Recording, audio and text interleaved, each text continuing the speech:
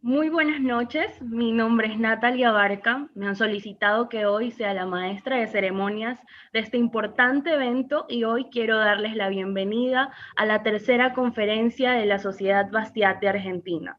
El objetivo de estas conferencias es que mientras continúen las restricciones relacionadas al COVID-19 serán únicamente en línea, es estudiar y repasar los conceptos propuestos por autores clásicos de la libertad en las ciencias sociales.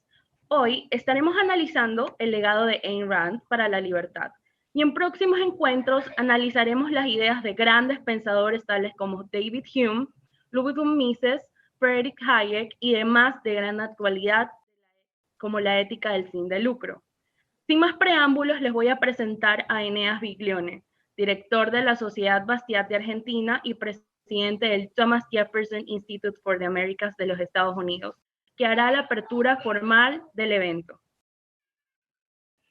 Muchísimas gracias, Natalie, y muchas gracias a todos por estar presentes en esta noche. Les cuento que Natalie Abarca es una talentosa joven ecuatoriana, vicedirectora de la Sociedad Bastiat de Guayaquil. Pueden encontrar más información acerca de su trabajo en Instagram, por ejemplo, Natalie con TH y Natalie J-A-B larga. Después en el video final va a estar apareciendo, digamos, directamente el handler para encontrarla. Bueno, para nosotros es un gran gusto contar esta noche con ella, con su presencia y su apoyo como maestra de ceremonias, aprovechando su experiencia como joven líder en las ideas de la libertad. Les pido que vayan silenciando los micrófonos al resto que todavía, digamos, no está por entrar. Y les voy a contar ahora un poco acerca de la historia de la Sociedad Bastiat. La Sociedad Bastiat precisamente nace en el año 2004, crece fuertemente en el año 2010, creada con un claro objetivo, que es que aquellos que trabajan en libertad deben conocer, saber cómo funciona la libertad. Y es por esto que el grupo objetivo de nuestras reuniones son los empresarios e individuos como ustedes, con mentalidad emprendedora.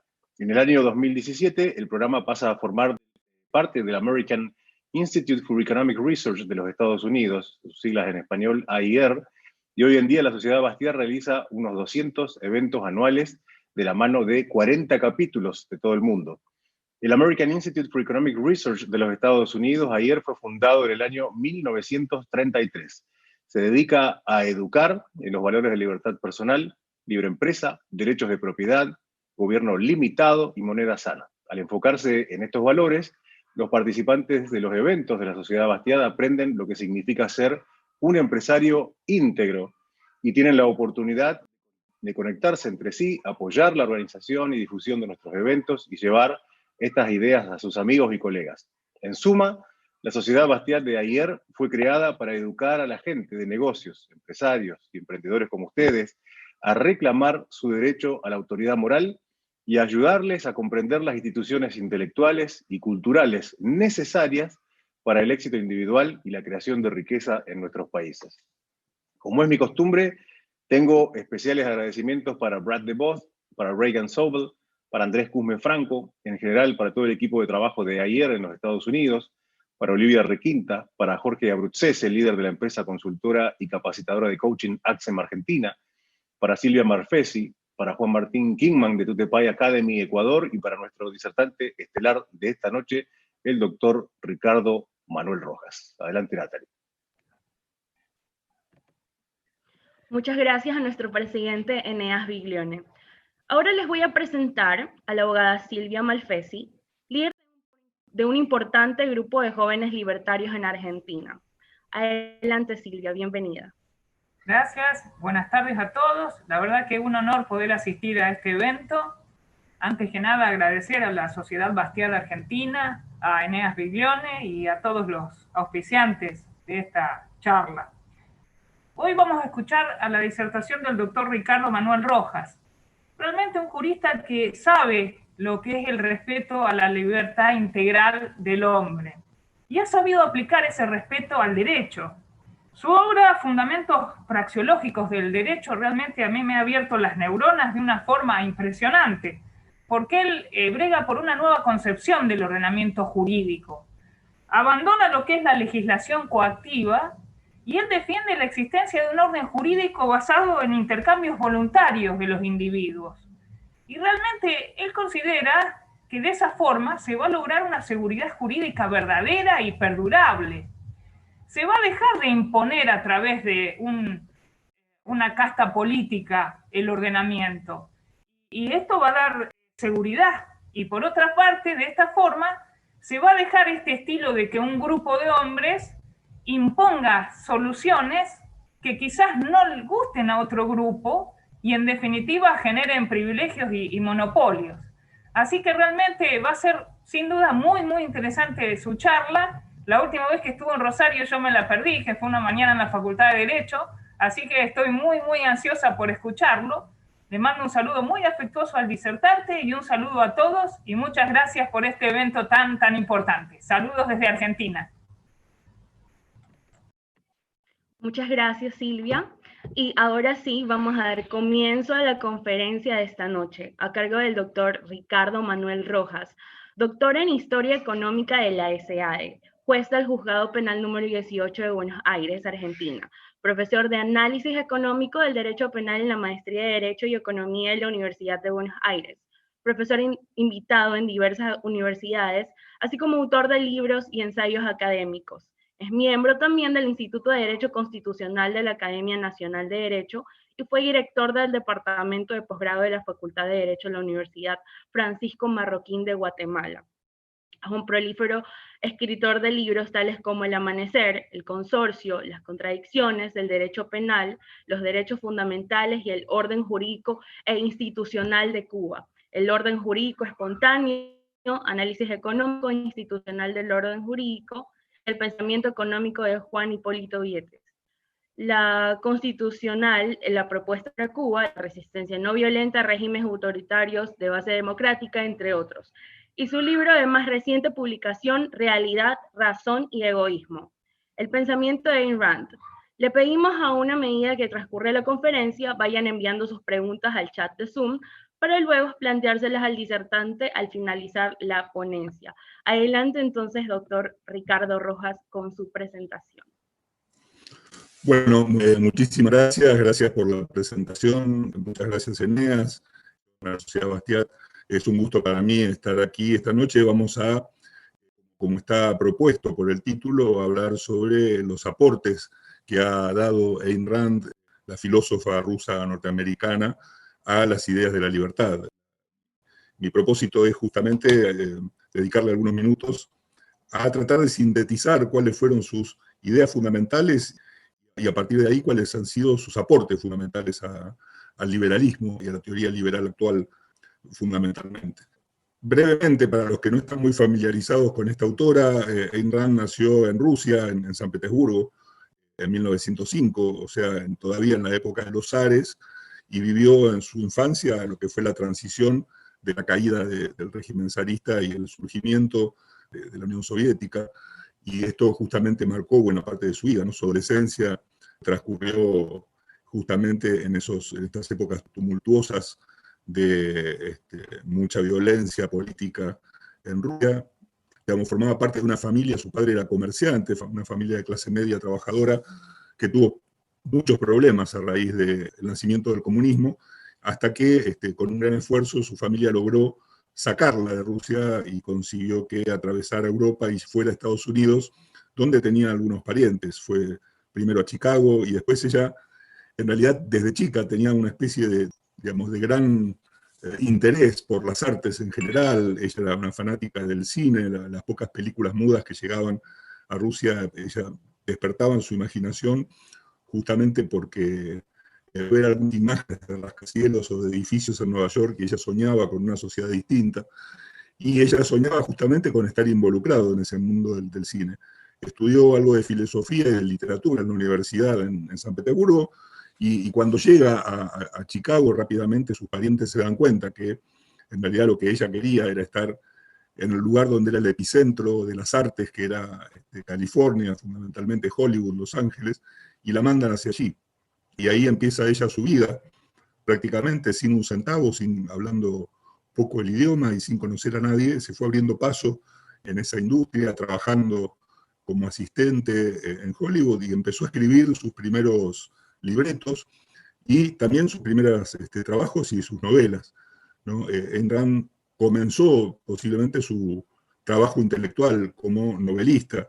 Ella escribió 4 importantes novelas, que de menor a mayor fueron, bueno, Himno, que en realidad mostraba en una sociedad distópica el problema que uno podía ver en una sociedad que había perdido la individualidad, había perdido la palabra yo, y había perdido la posibilidad de que cada uno tuviera la autoestima para manejar su vida, ¿no? y la recuperación de esa palabra.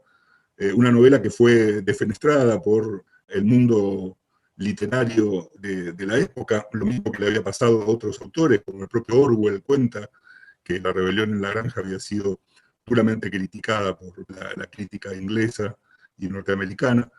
Luego escribió We the Living, que es una novela ambientada en la Rusia soviética, que si bien ella ha dicho que no era autobiográfica, tenía mucho de lo que fue su propia historia.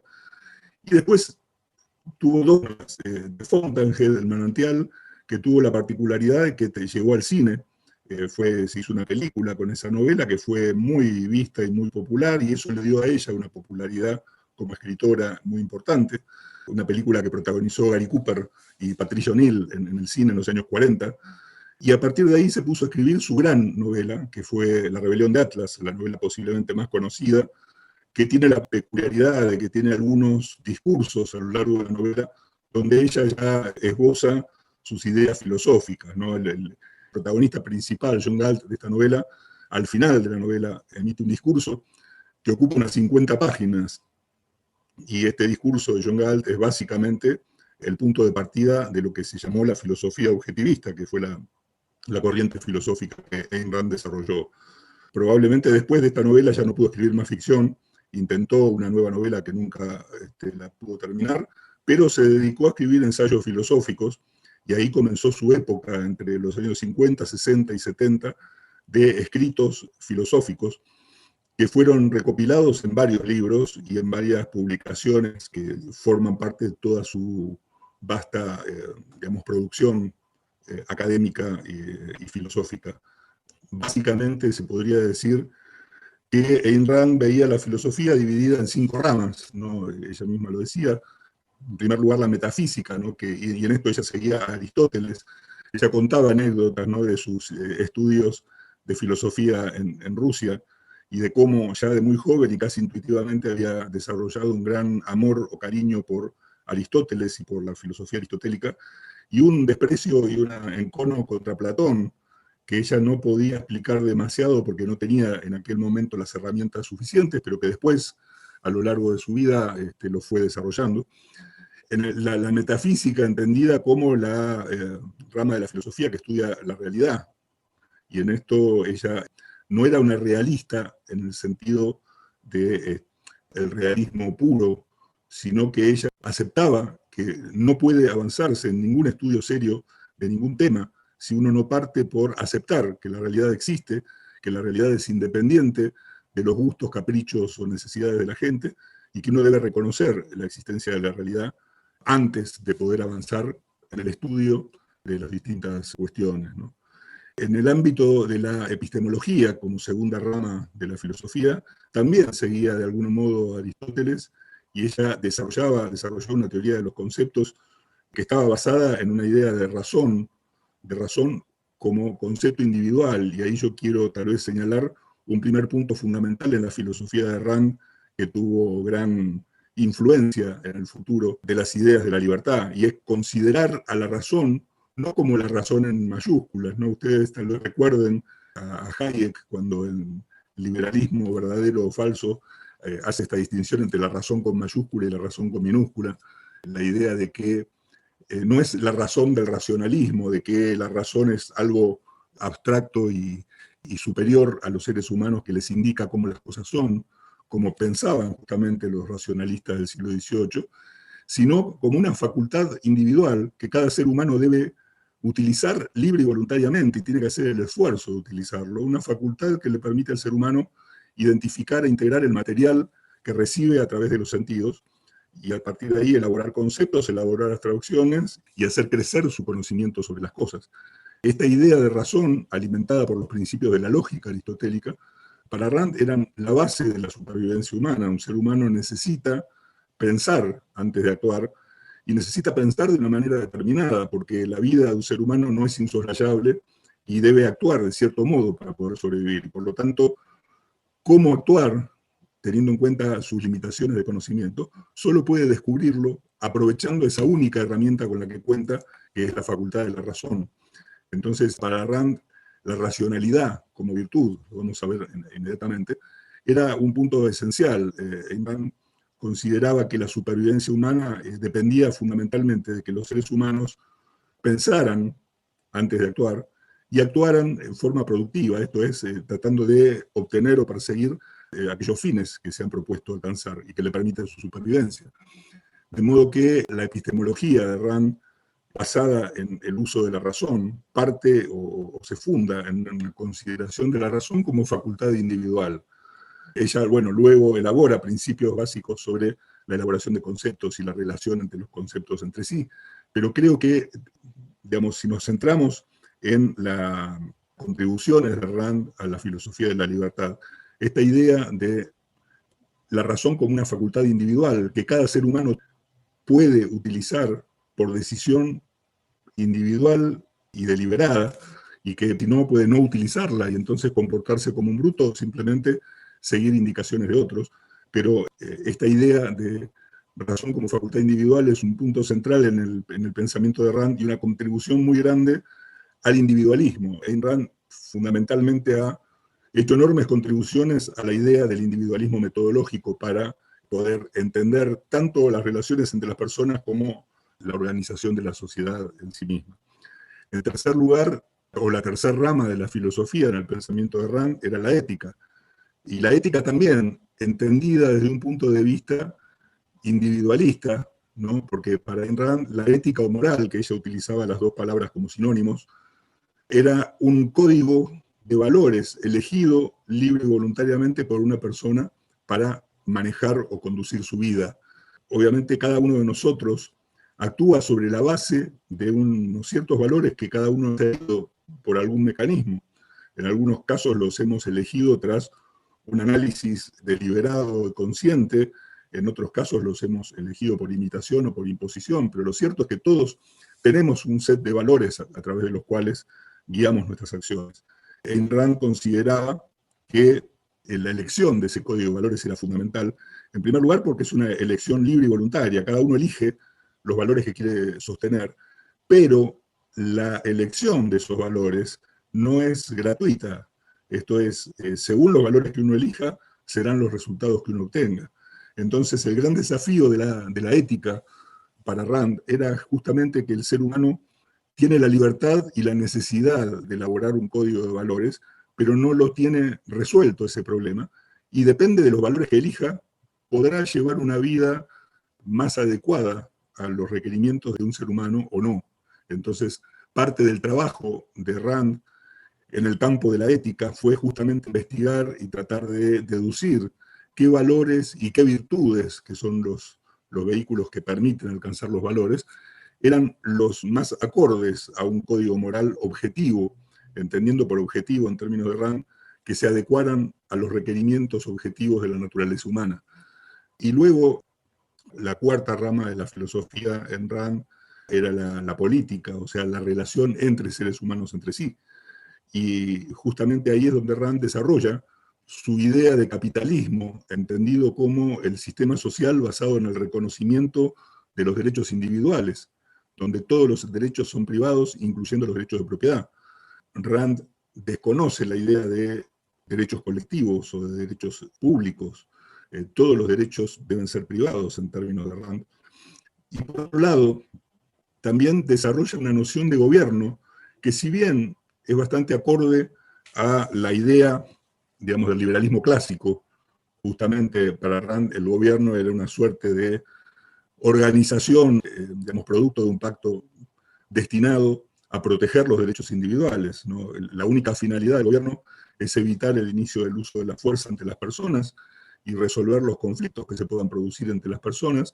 No tiene otras funciones más que esas, y en este contexto era bastante acorde con la idea más pura de gobierno limitado del liberalismo clásico, con una salvedad que de algún modo la acercaba o la acerca más a posiciones más libertarias e incluso más anarcocapitalistas, si uno quisiera, un terreno fértil para una muy buena discusión sobre dónde ubicar exactamente a Rand en todo esto, porque ella consideraba que precisamente el principio moral básico de la política era que ninguna persona tiene derecho a iniciar el uso de la fuerza contra otra.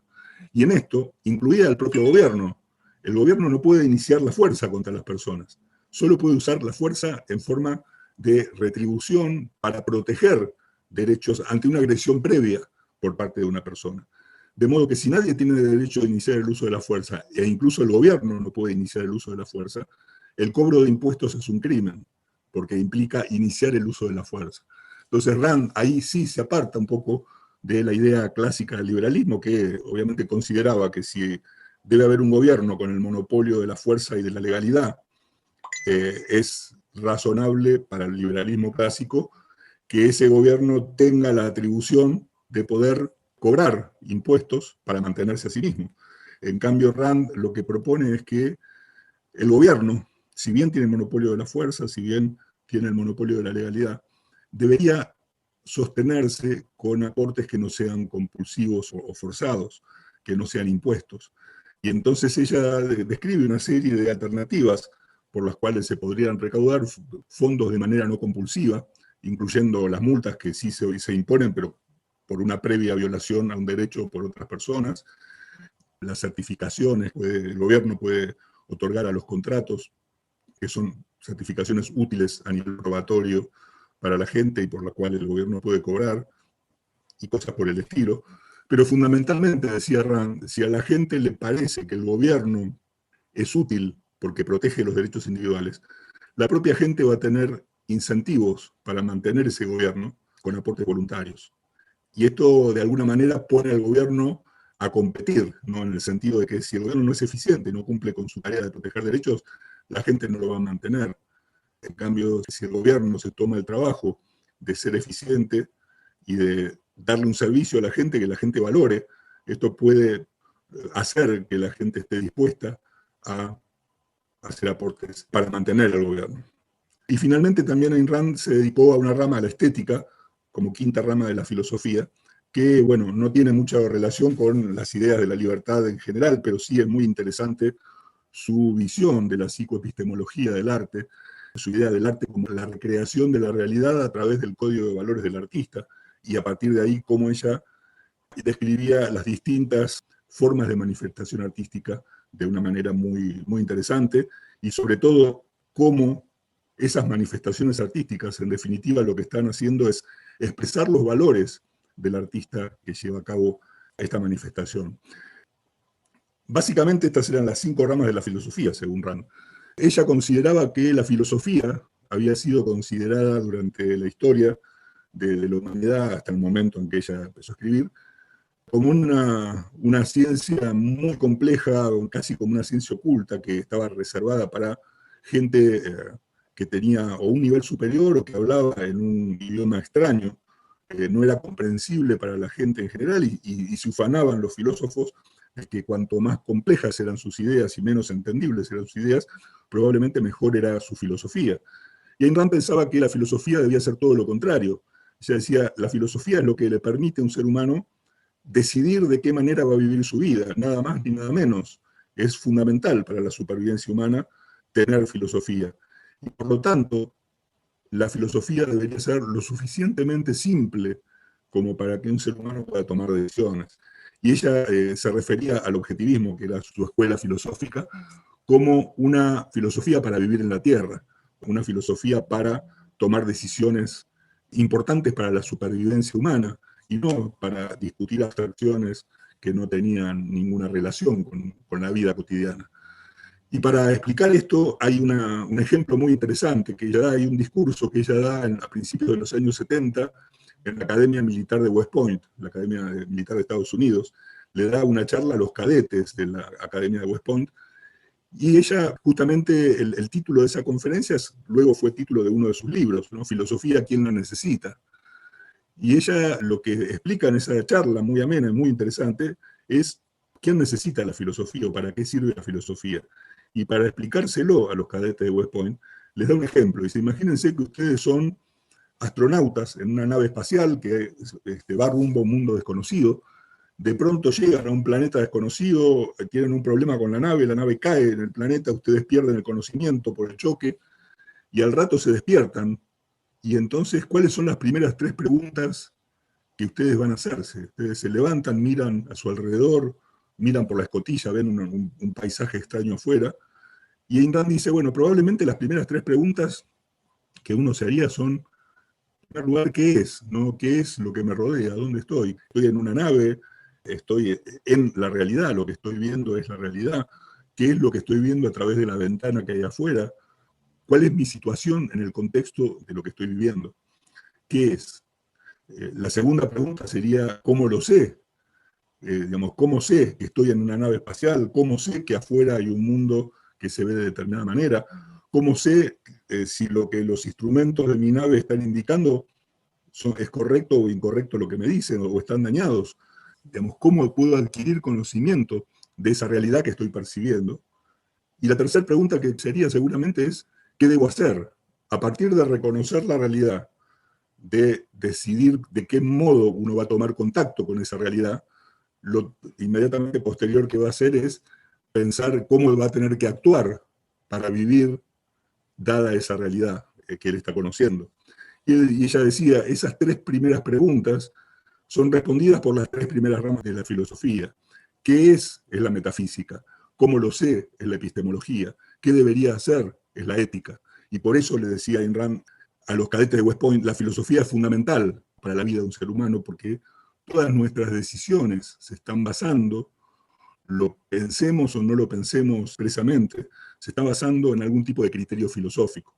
En ese trabajo ella luego empieza a desarrollar la posición de distintos filósofos a lo largo de la historia para explicar justamente posiciones respecto de las primeras 3 ramas de la filosofía. Y entonces ella decía, la filosofía objetivista es una filosofía basada en el reconocimiento de la realidad respecto de la metafísica, en el reconocimiento de la razón como un método individual de adquisición de conocimiento, que es limitado, que nos podemos equivocar, pero que es el único que tenemos para tomar conocimiento de la realidad. Y en una ética basada en una serie de valores y de virtudes que deben ser elegidas libre y voluntariamente, de tal modo que nos permitan y nos ayuden a obtener nuestras metas y florecer como seres humanos y llevar adelante nuestra vida. A lo largo de todo su trabajo, Ayn Rand ha hecho varios aportes que creo que me gustaría destacar en estos minutos que me quedan, para luego sí, tal vez abrir, veo que hay algunos comentarios y posiblemente hay algunas preguntas. Los aportes fundamentales que me parece a mí que Rand ha dado al mundo de la filosofía política, si ustedes quieren, ¿no? o la filosofía de la libertad. Ayn Rand, en la ética, desarrolla una especie de defensa muy fuerte de la autoestima y fundamentalmente del egoísmo, ¿no? Uno de sus principales libros vinculados con la ética se llama precisamente La virtud del egoísmo. Rand explica en la introducción de ese libro cómo en el idioma inglés la palabra egoísmo tiene un significado bastante distinto del castellano, y esto es muy interesante, ¿no? Porque egoísmo básicamente en los diccionarios ingleses tiene una definición objetiva, o digamos, provista de adjetivos, y fundamentalmente se la define como interesarse por los propios asuntos. Un egoísta es alguien que se interesa por los propios asuntos. Y Ayn Rand decía, no solo no tiene nada de malo ser egoísta, sino que si uno no fuera egoísta no podría vivir, porque para poder sobrevivir uno primero tiene que interesarse por los propios asuntos y hacerse cargo de su propia vida. Si ustedes van al diccionario de la Real Academia Española, se van a encontrar que en nuestro idioma, como pasa con muchas palabras, tenemos definiciones cargadas de adjetivos que le dan significados ya con cargas valorativas que no deberían tener. Si no recuerdo mal, ha tenido algunos cambios en la definición de egoísmo en el diccionario de la Real Academia Española, pero es definido como el inmoderado amor que uno tiene por uno mismo y que lo lleva desmedidamente a preocuparse por los asuntos sin atender a los problemas de los demás, y varios adjetivos más, que ya nos está definiendo algo que parece malo por definición, lo cual es muy malo. Es decir, justamente Ayn Rand, cuando explica por qué su filosofía es el objetivismo, ella defendía mucho el concepto de objetividad, tanto en metafísica como en epistemología y en ética, y una de las expresiones de la objetividad es la objetividad de los conceptos. Rand decía, los conceptos tienen que ser objetivos en el sentido de que no tienen que tener valoraciones. Las valoraciones las hace la gente, cada individuo hace una valoración de si lo que esa definición le está dando define algo que para él es bueno o es malo según su propio código de valores. Pero si nosotros le cargamos de valoración a las definiciones, en realidad estamos impidiendo que cada persona pueda valorar por sí misma lo que le parece bueno o malo. Entonces el problema nosotros tenemos, por ejemplo, con nuestro idioma, por lo menos con ciertas definiciones en nuestro idioma, según la Real Academia, es que hay muchas palabras que ya vienen predigeridas moralmente por quien escribe la definición. Mientras que en el idioma inglés, en general, las definiciones son mucho más objetivas. Y un ejemplo de eso es la palabra egoísmo. Egoísmo, que es una palabra y es una base y es un principio y un concepto que han utilizado otros autores liberales a lo largo de la historia. Recuerden a Adam Smith, no es de la benevolencia del carnicero, del panadero, del cervecero que tenemos esos productos, sino de su egoísmo. Porque él quiere lo que nosotros tenemos, nosotros le entregamos lo que él quiere para obtener lo que queremos nosotros, y cada uno de nosotros actúa sobre la base de su propio interés. De modo que el egoísmo como motor de la acción humana fue algo muy defendido por Rand, y es un punto fundamental, porque el egoísmo bien entendido, y acá hay un punto fundamental, Rand consideraba que el antónimo del egoísmo es el altruismo. Altruismo, palabra inventada por Augusto Comte en el siglo XIX, que en realidad justamente lo que quería, porque era el problema psicológico que Comte tenía, era tratar de quitarle méritos al interés personal. Y entonces inventa el altruismo como interesarse por los demás por encima de los propios intereses. Así es como Comte veía el altruismo y así es como era definido. Y esto, justamente Rand decía, si todos se comportaran de ese modo, todos morirían, porque en realidad si uno no se hace cargo de su propia vida, de sus propios intereses y de sus propias metas, no puede sobrevivir, no puede hacerse cargo de las metas de otro que por otra parte no conoce. Y entonces Ayn Rand pone como oposición al egoísmo, al altruismo, y no a la benevolencia, que es una virtud muy valiosa dentro de la concepción ética de Rand, que significa la benevolencia, ayudar a los demás que están en situación de emergencia cuando esto no significa un sacrificio para nosotros. Y esto es lo que hace, digamos, es una forma de fomentar la cooperación social, es precisamente ser benevolente con aquel que tiene un problema. Y esto no era visto por Rand como algo malo, sino todo lo contrario, era una virtud fundamental. Hay mucho escrito por Rand sobre este tema. Por lo tanto, el punto de ella era que ser egoísta no era la tergiversación que hacían los detractores, tanto de ella como los filósofos de izquierda, de aquel rico poderoso que iba pisando cabezas para lograr lo que quería y que no le importaba nada y que podía matar a todo el mundo para obtener lo que quería. Egoísmo era simplemente interesarse por los propios asuntos y tratar de obtener sus propias metas a través de acuerdos libres y voluntarios, no a través de la coacción, sino a través de la negociación, el comercio, el diálogo y la persuasión. Eso es egoísmo racional en términos de Rand. Revitalizar esta idea de egoísmo y traer a Adam Smith al siglo XX fue un punto muy importante en la filosofía de Rand. Y probablemente también su idea de individualismo. Y Rand fue una gran individualista en el sentido de sostener que todo parte del individuo. La sociedad es elaborada a partir de acuerdos libres y voluntarios llevados a cabo por individuos, cada uno de los cuales elaboró su propio código de valores, cada uno de los cuales analizó la realidad según su propio esfuerzo a través de la facultad de la razón aplicada libre y voluntariamente para adquirir conocimiento. Cada ser humano actúa en ese sentido, en la filosofía de Rand, como un individuo, y la sociedad es justamente el intercambio entre individuos, el intercambio basado en el mutuo beneficio para cada uno poder alcanzar sus propias metas, sus propios valores. Y además, ella tenía un punto ahí moral romántico muy importante, en el sentido de que justamente ese tipo de relaciones basadas en el reconocimiento de valores y no en la imposición, el fraude o la búsqueda de ventajas respecto del otro, era lo único que podía permitir relaciones realmente valederas, tanto de amistad como de amor. Rand escribió mucho sobre esto, ¿no? Sobre cómo funcionan las relaciones personales según los valores que uno sostenga. En esta idea de la moral, como les decía, posiblemente el gran aporte de Rand fue empezar preguntándose no cuáles son los valores y virtudes que debe sostener un ser humano, sino por qué un ser humano debe elaborar valores y virtudes, por qué hace falta un código de valores. Esa explicación de Rand ha sido fundamental para explicar la base individualista de la moral. Y luego de eso, está bien, cada uno elige los valores que quiere, pero es posible deducir una serie de valores que serían muy útiles para un ser humano que quiere prosperar como tal. Y entonces ahí aparece la razón como un valor importantísimo, la autoestima como un valor importantísimo, aparecen una serie de virtudes como la racionalidad, digamos, usar esta facultad de la razón voluntariamente para analizar cada cuestión que uno tenga que enfrentar en la vida, la productividad, aplicar el uso de la razón a una tarea productiva, a una tarea que le permita obtener lo que quiere buscar, la honestidad, la justicia, la independencia, una serie de valores voluntariamente aceptados hacia un destino compatible con la naturaleza humana.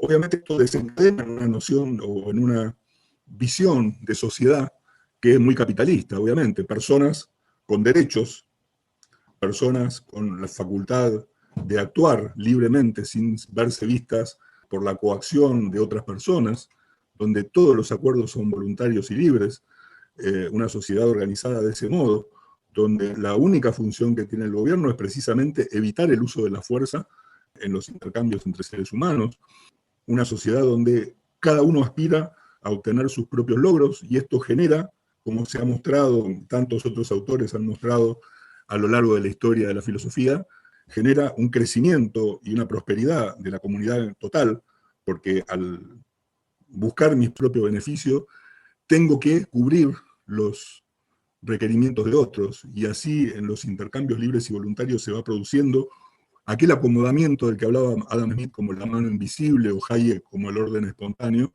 donde cada persona termina logrando obtener sus propias metas y viviendo cada vez mejor.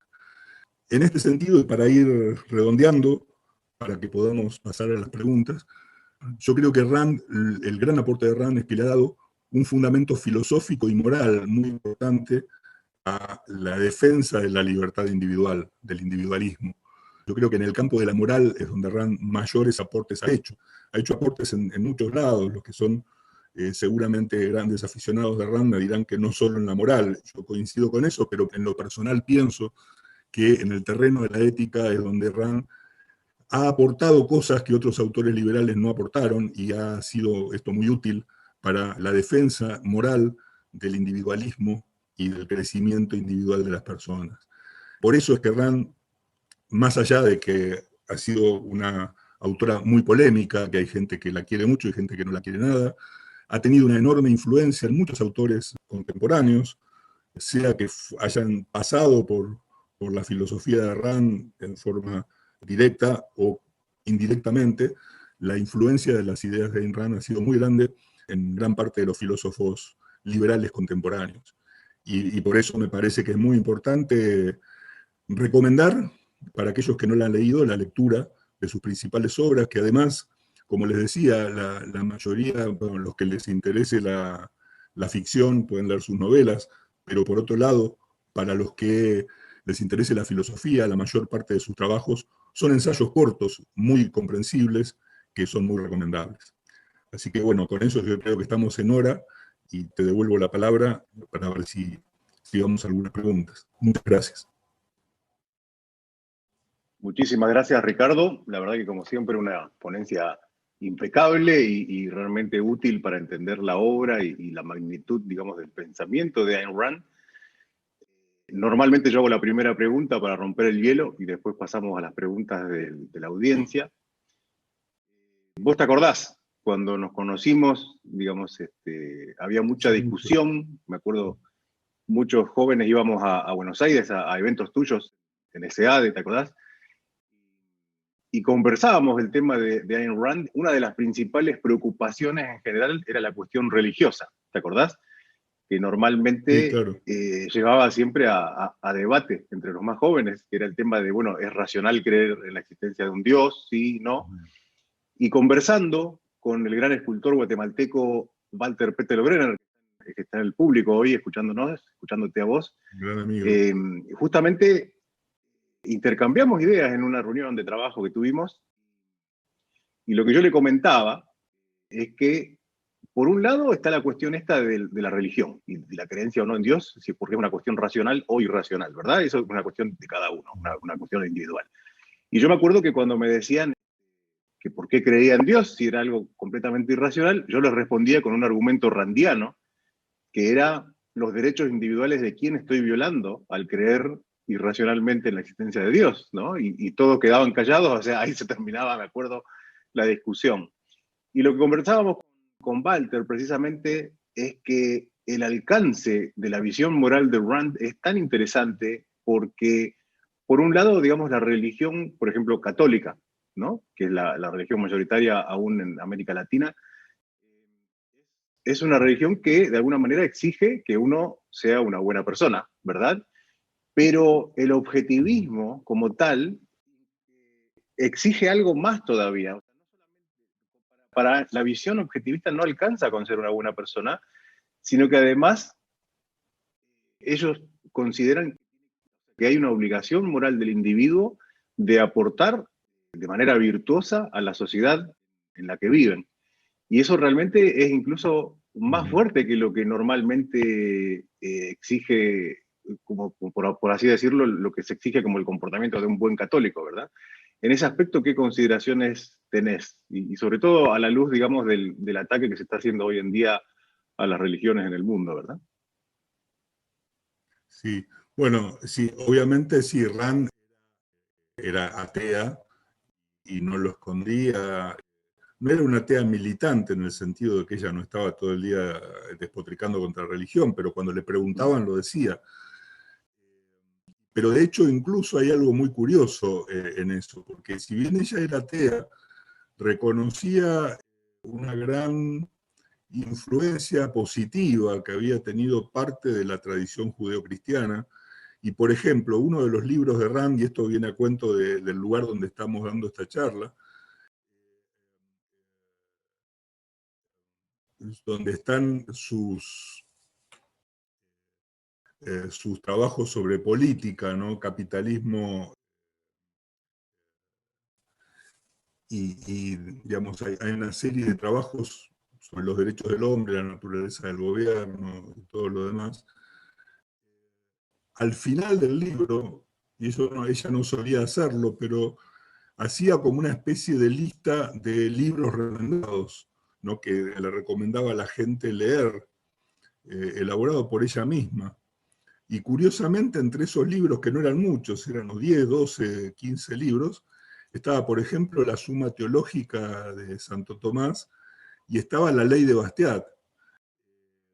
Y curiosamente ella, digamos, reconocía en ciertas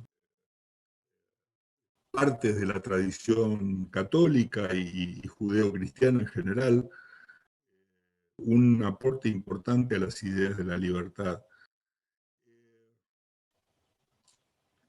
Ahí hay un punto, ¿no?, vinculado con la religión, que tiene que ver con el misticismo y la irracionalidad, racionalidad o irracionalidad. Ella estaba en contra de la irracionalidad. El punto, obviamente vos me decís, ¿a quién le hago mal siendo católico? Seguramente a nadie. en la medida en que no inicies el uso de la fuerza o trates de imponer tu forma de pensar.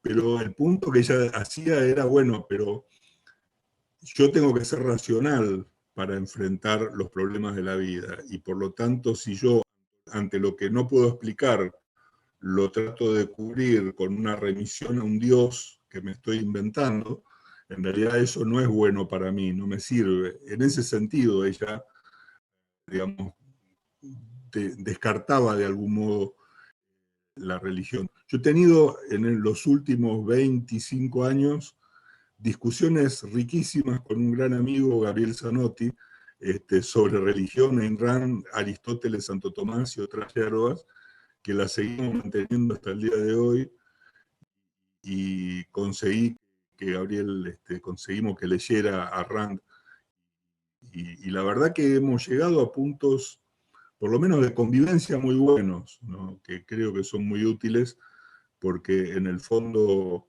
lo importante es que nadie inicie el uso de la fuerza contra otro.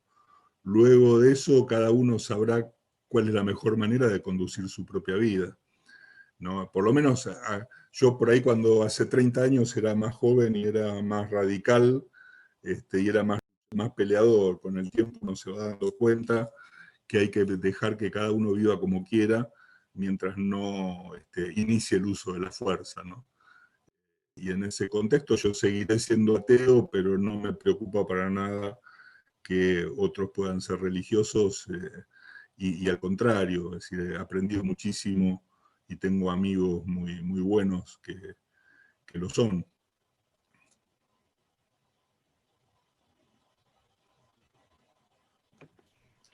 Muchísimas gracias, Ricardo. Vamos a dar paso a la sección de preguntas del público. Tenemos una pregunta de Leva que nos dice: ¿es contradictoria la posición de Rand respecto del aborto, considerando que la vida es un derecho y no podemos violarlo? La falta de recurso tecnológico como la ecografía en su época quizás la llevó a tener esa visión. No, yo creo que no es contradictorio, porque en realidad el problema del aborto no es un problema biológico de cuándo empieza la vida humana y cuándo no. El problema del aborto es un problema de conflicto de intereses, porque en realidad el que está en contra del aborto me trae el libro de biología, donde dice que desde la concepción hay un montón de cosas y que por lo tanto uno es un ser humano desde la concepción. Y se olvida de que eso está metido dentro de una mujer que tiene derechos, que debería decidir en algún momento si quiere o no quiere tener un hijo y tener que mantenerlo el resto de su vida, y además tener que cuidarse y hacer todo lo que tiene que hacer para que ese feto se pueda desarrollar y no matarlo, porque si no, si ella es responsable por esa vida, tendría que ir presa por haberlo matado. Entonces los que piensan solamente en el feto se olvidan de que hay una mujer. Y los que piensan que solamente hay una mujer se olvidan del feto. Y el punto, en ese contexto de dogmatismo, no tiene solución. Por eso nos vivimos peleando de la manera tan furiosa como nos vivimos peleando. Yo hace rato tengo una posición intermedia en esto. Yo reconozco que hay que proteger al embrión, que tiene derechos. De hecho, el derecho se los reconoce desde hace siglos, ¿no? El no nacido, el nonato, tiene derechos hereditarios y una cantidad de derechos en la mayoría de las legislaciones, a condición de que nazca con vida. Y obviamente, si una mujer está embarazada y alguien la agrede y le mata el feto que ella tiene en su vientre, obviamente está cometiendo un crimen. De eso no hay ninguna discusión.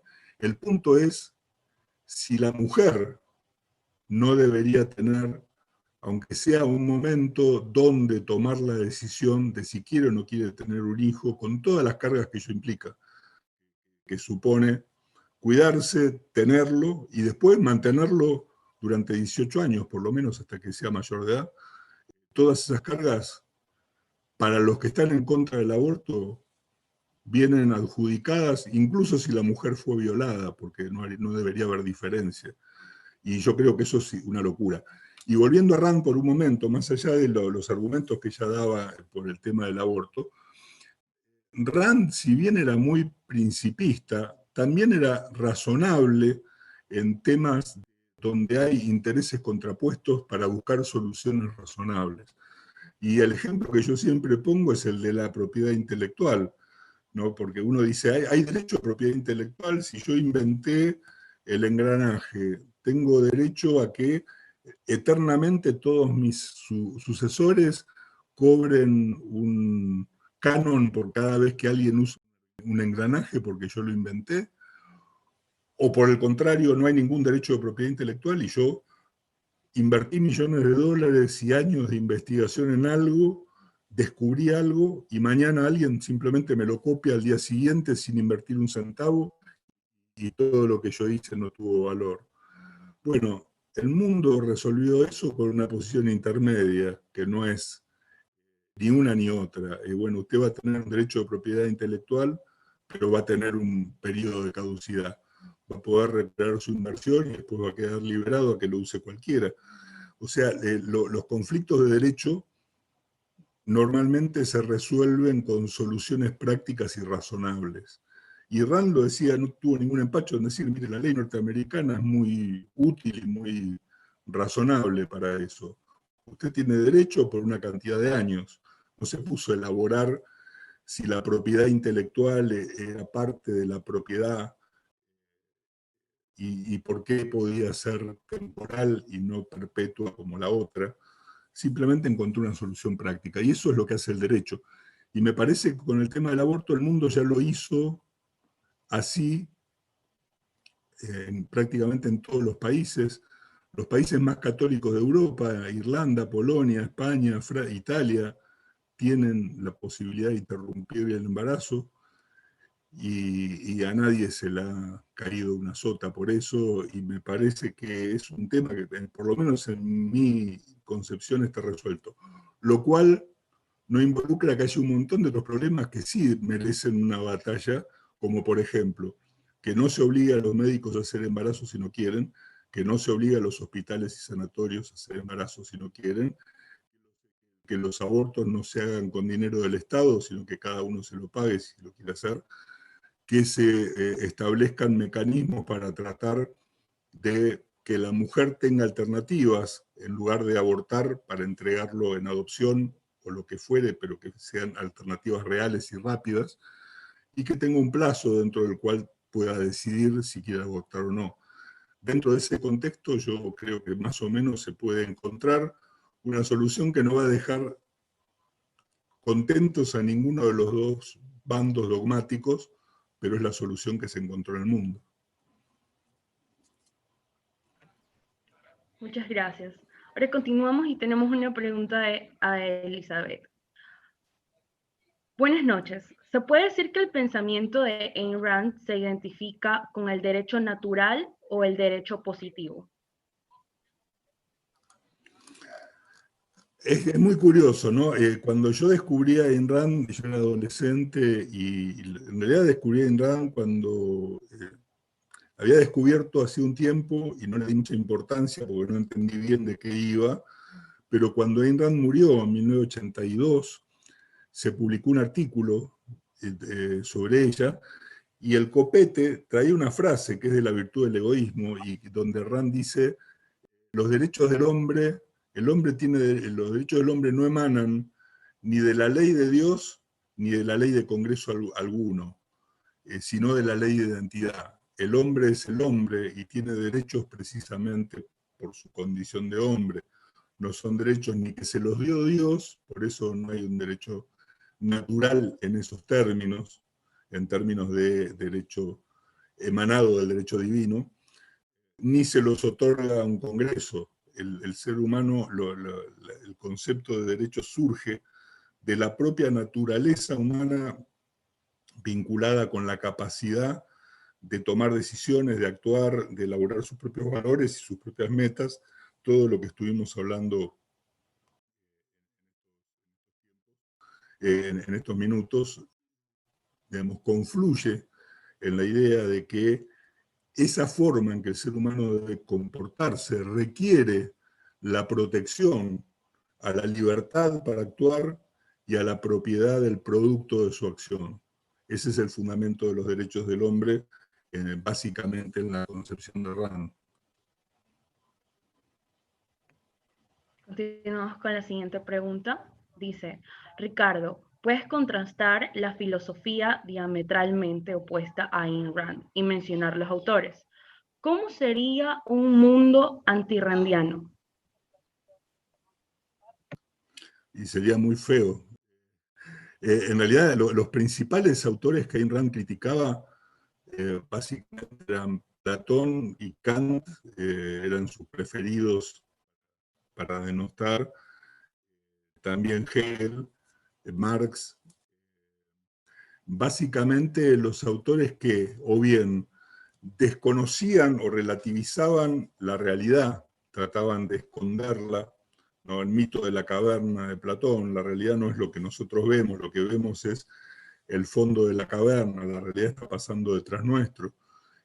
Y argumentos de ese tipo, el mundo nominal y fenomenal de Kant, filósofos que a través de concepciones bastante rebuscadas intentaban minimizar el concepto de realidad y minimizar la importancia de la propia capacidad humana de conocer la realidad para tomar decisiones.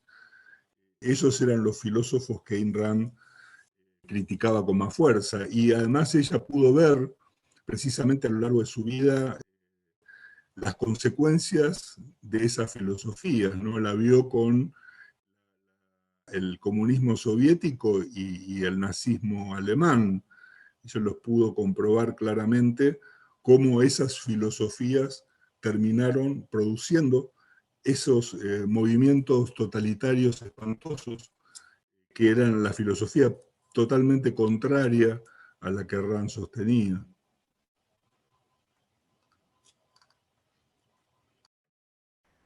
Gracias. Ahora tenemos la siguiente pregunta que nos dice así.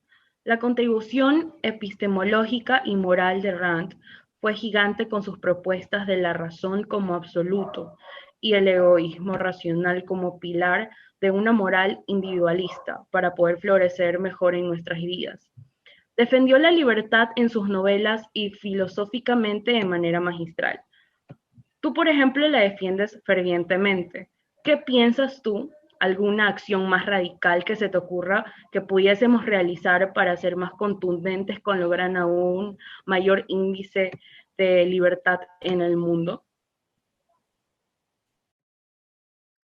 ¿Podés repetir la última parte de la pregunta concreta? Porque no la terminé de entender. Sí. ¿Qué piensas tú? ¿Alguna acción más radical que se te ocurra que pudiésemos realizar para ser más contundentes con lograr aún mayor el índice de libertad en el mundo? Bueno, por la libertad hay que luchar permanentemente, y el punto, bueno, recuerden siempre, yo siempre recuerdo la famosa frase de Thomas Jefferson, ¿no? El precio de la libertad es la eterna vigilancia, y la lucha por la libertad es una lucha permanente. Nunca hay que darla por alcanzada, porque precisamente una vez que uno alcanzó la libertad, alguien va a tratar de quitársela. Y por lo tanto hay una moda de utilizar una terminología gramsciana, de hablar de la batalla cultural en estos tiempos, ¿no? Es decir, se habla mucho de la batalla cultural, en Argentina se habla todo el tiempo. Mucha gente que habla de la batalla cultural no sabe de qué está hablando. El concepto de batalla cultural fue elaborado por un comunista italiano, Gramsci, que se dio cuenta que para lograr tomar el poder, el comunismo obtener el poder, un campo de batalla importante era el mundo de las ideas, ya sea de las artes, de las universidades, del periodismo, de la literatura. Toda esta idea de la cultura era un campo de batalla muy fértil y muy inexplorado, inexplotado, donde el comunismo tenía que meterse para tomar el poder. Porque en realidad Gramsci lo que quería era tomar el poder, no era elaborar una cultura.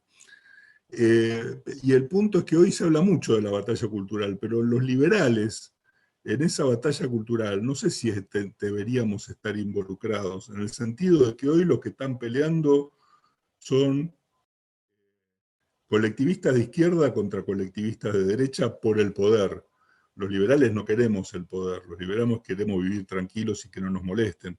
En realidad, la batalla del liberal no es una batalla cultural, sino que es una batalla defensiva. Estamos peleando en defensa propia, pero tenemos que ser muy firmes con los principios que defendemos. Y por eso creo que para tratar de contestar la pregunta, lo mejor que podemos hacer es tratar de llevar la discusión sobre las ideas y sobre la filosofía a todos los campos donde podamos llevarla y nunca dejar de elaborar un argumento razonable y nunca dejar pasar una proposición que sea inadecuada cuando uno la puede rebatir. Continuamos con la siguiente. Nos dice, ¿qué impide que la filosofía de Ayn Rand se abrace entre los universitarios y con el pueblo?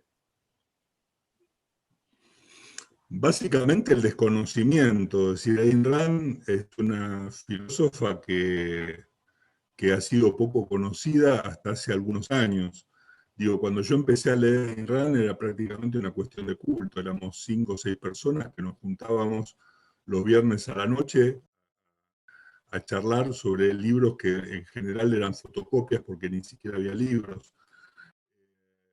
Afortunadamente, y sobre todo en el mundo hispano, todos los libros de Rand, desde el año 2000 aproximadamente, se empezaron a publicar en castellano, y ahora Deusto y Editorial Planeta está haciendo nuevas ediciones también en castellano de sus libros, con lo cual hoy la filosofía de Rand está mucho más disponible que hace años atrás. Y entonces hoy es más fácil que los universitarios lo puedan leer. Uno me ha pasado en el metro en Nueva York o en un bar en cualquier parte de Estados Unidos y se puede encontrar con alguien leyendo una novela de Rand o un libro de Rand mientras se toma un café. Eso en Argentina es muy difícil de lograr. Ahora se puede ver un poco más porque están disponibles los libros, pero creo que el gran problema que siempre hubo, no solo con Rand, sino con muchos autores liberales, es que sus obras no estaban disponibles para el público en general.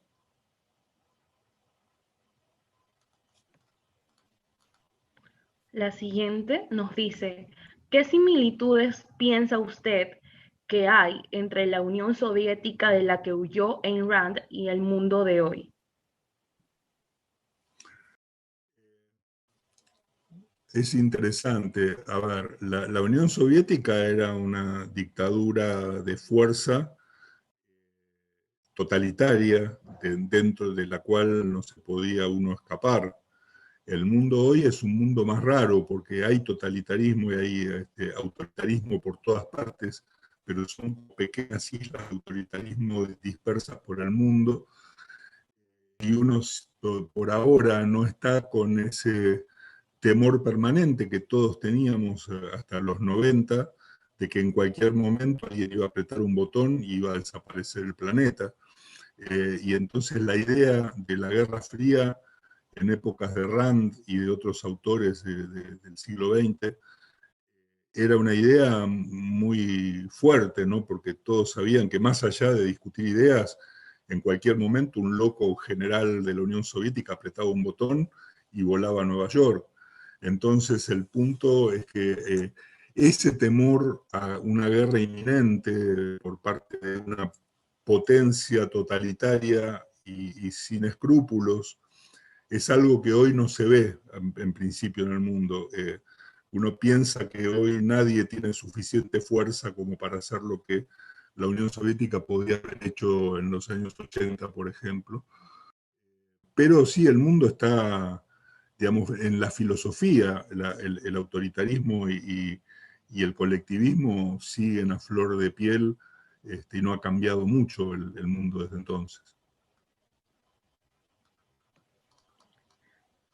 ¿Qué diferencia hay entre el objetivismo y el libertarianismo? Bien, muy buena pregunta. Yo creo que, bueno, a ver, básicamente, si por libertarianismo entendemos lo que muchos llaman hoy anarcocapitalismo, que en mi época eso era el libertarianismo, es decir, una sociedad donde todas las reglas son consensuales y no uno que imponga conductas, normas, y las normas son producto de la interacción libre y voluntaria. Yo creo que la gran diferencia que hay entre el objetivismo y el libertarianismo es que para Rand era utópico ese mundo sin reglas. Rand tuvo una relación ambigua con Murray Rothbard, por ejemplo, ¿no? Rothbard se acercó mucho a Rand en los primeros tiempos, era un ferviente admirador de la obra de Rand. Cuando Rand publicó La rebelión de Atlas, le escribió una carta que era digna de un psicólogo, pero luego, cuando él le plantea su visión, él se convierte en un anarcocapitalista y le dice, no, acá va a haber agencias que van a competir unas con otras y se van a poner de acuerdo y por lo tanto el gobierno no va a ser necesario, qué sé yo. Rand lo sacó volando, le dijo, no, eso es una estupidez, tiene que haber un gobierno porque si no va a ser una guerra de todos contra todos. Yo creo que Rand no entendió el concepto. Y por otro lado, los libertarios de esa época no son los libertarios de hoy, que hoy son científicos de filosofía política y que han hecho un trabajo muy fuerte de cómo avanzar en los pilares de una sociedad libre sin necesidad de gobierno. Ayn Rand lo vio como una locura de un loquito y por eso se terminó peleando con Rothbard muy fuerte, pero creo que justamente un gran punto de distinción entre objetivistas y libertarios es que para los objetivistas el gobierno es necesario, para los libertarios no. No obstante lo cual, la mayoría de los movimientos libertarios, anarcocapitalistas y libertarios capitalistas reconocen a Rand como una de las bases filosóficas indispensables, ¿no? Ahora tenemos una pregunta del doctor Santos Mercado que nos dice, Ricardo, ¿detectas algún punto débil, contradictorio o negativo en la filosofía de Ayn Rand? Sí, sí, claro. Bueno, esto que hablamos recién puede ser uno, es decir, yo creo que Rand es contra... miren, yo estoy a punto de publicar un libro, ahora sale por Unión Editorial en Madrid, que son 6 ensayos desde el individualismo metodológico, y uno de esos ensayos sobre política, y ahí justamente trato este punto. Creo que Rand es contradictoria a la idea de que debe existir un gobierno con monopolio de la fuerza y monopolio de la legalidad, pero que ese gobierno no puede, solo puede ser mantenido por aportes voluntarios. Si el gobierno va a ser mantenido con aportes voluntarios, en la visión de Rand, el gobierno va a existir o no va a existir de acuerdo con que la gente esté dispuesta o no a mantenerlo. Si la gente no está dispuesta a poner dinero para mantener el gobierno no va a existir.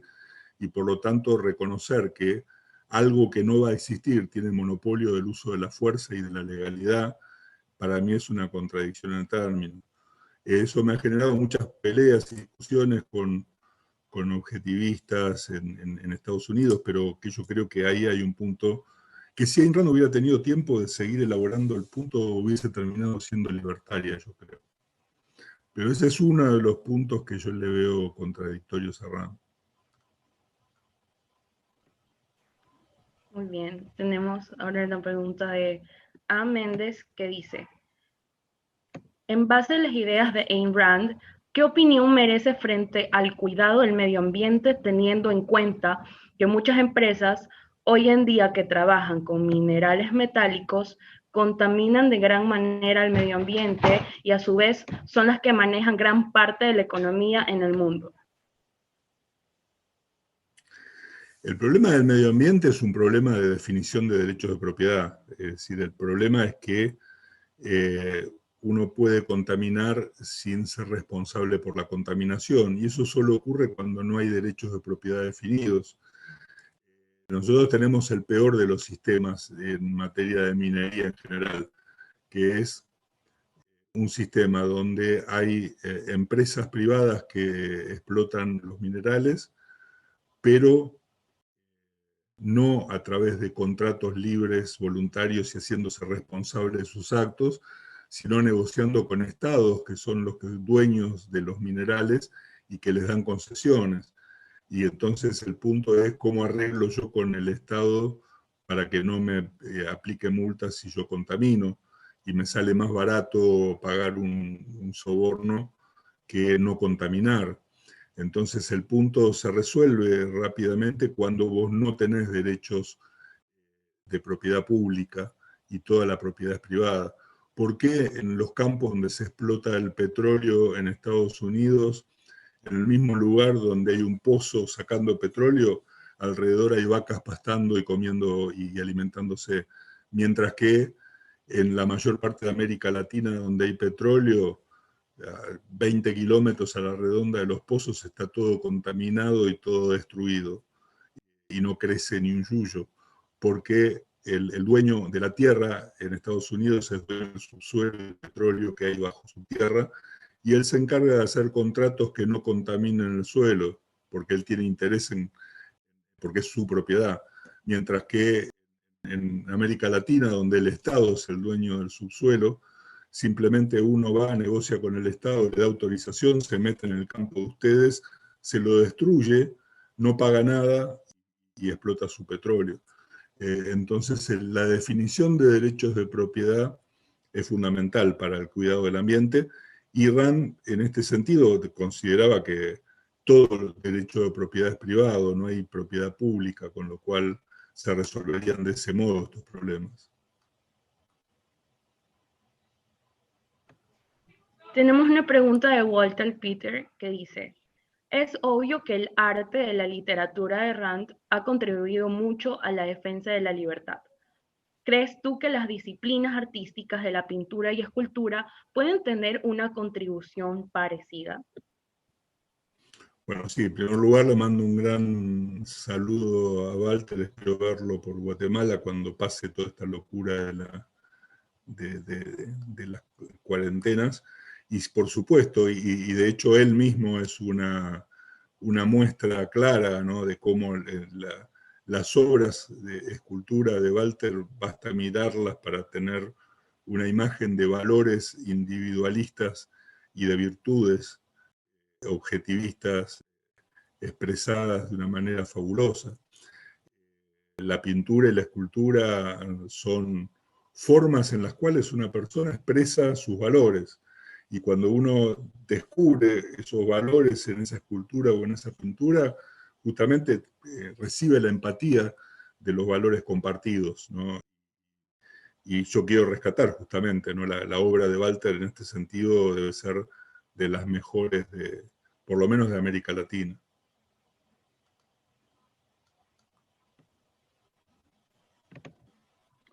Muchas gracias, Ricardo. Les dejo entonces nuevamente con nuestro presidente Eneas Biglione, que hará el cierre formal del evento.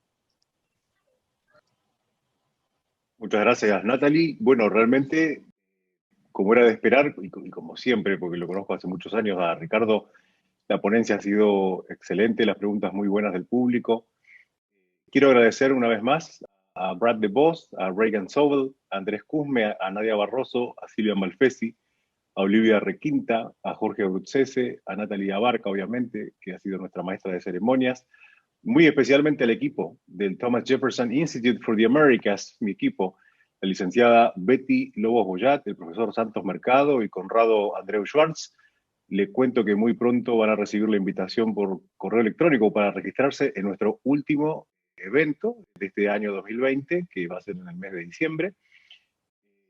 Quiero agradecerle a Ricardo muchísimo por su tiempo. Realmente sé que anda con muchísimos eventos normalmente a fin de año las organizaciones tendemos a desesperarnos, ¿no? Y empezar a crear webinars y demás celebraciones y eventos. Así que bueno, muchísimas gracias, Ricardo, que es una persona que realmente no solamente es académicamente impecable, sino que además es una persona excelente.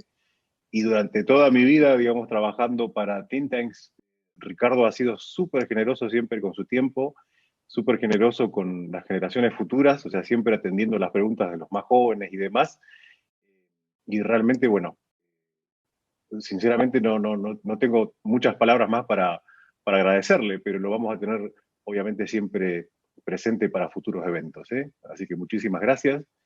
Bueno, Si muchas quiere dar un gracias a mensaje vos, final. Enea. Sí, bueno, nada, agradecerles por la invitación. Siempre es un gusto. Hacía bastante que no nos veíamos, ojalá nos veamos más seguido ahora.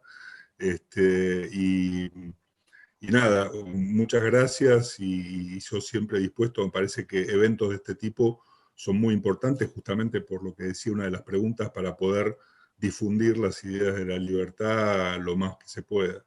Así que muchas gracias y muy satisfecho por todo. Excelente. Muchísimas gracias, Ricardo. Un gran abrazo, un saludo a toda nuestra audiencia que nos acompaña, digamos, mes a mes con estas discusiones de la Sociedad Bastiat de Argentina. Así que bueno, muy feliz noche a todos y el video va a estar en breve disponible en la plataforma de YouTube. Muy feliz noche. Hasta luego. Sí.